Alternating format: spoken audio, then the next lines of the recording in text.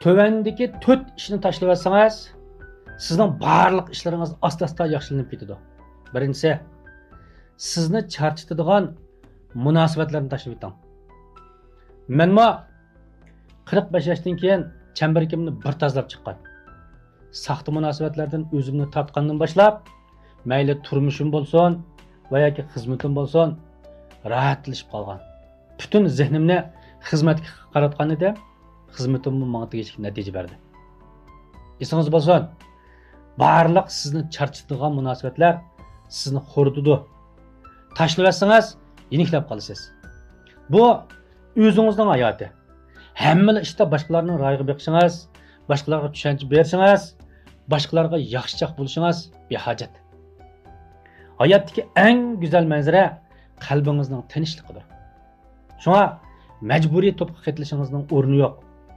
O'zingizga mos kelmagan chambarakka qisilib kirsangiz, ko'nglingiz xohlamagan ishlarni majbur qilsangiz, o'zingizmi rahat topolmaysiz.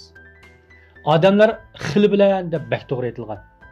O'z xilingizdagilar bilan yashasangiz, rahatlik his qilasiz. Qalbingizmi tinchlanadi.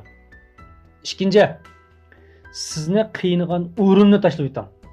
Men 44 yoshimda cho'nqur o'ylangandan keyin xizmatimdan istifa berdim.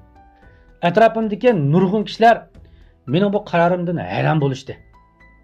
Tumur tovoq haqiqatan yaxshi. Biroq bir rahat chambarakda uzun mezgil tursangiz, odamning o'ngida bir xil bo'shonlik paydo bo'lib qoldi ekan.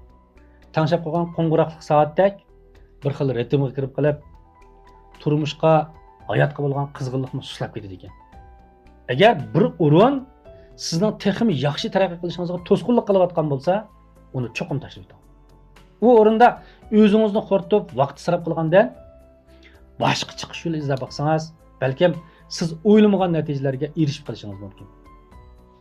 Uchinchisi, sizni ishkilantirgan narsalarni cho'qim tashlab o'ting. Ba'zi odam va ba'zi ishlar xuddi to'qining quvurg'isiga o'xshaydi. Yey desangiz, tuzuk go'sht chiqmaydi. Tashlab o'tay desangiz, qorningiz og'riydi. Mushundaq odam va narsalarni keskinlik bilan tashlab o'ting. Sizning turmushingizda nurg'un odam va narsalar ortiqcha. Shu ortiqcha odam va narsalar sizning g'am andishingizning kelish manbasi. Ularni keskinlik bilan tashlab o'tsangiz, atrofingizdagi muhitmi, qalbingizmi rahatlanib qoladi. O'zingiz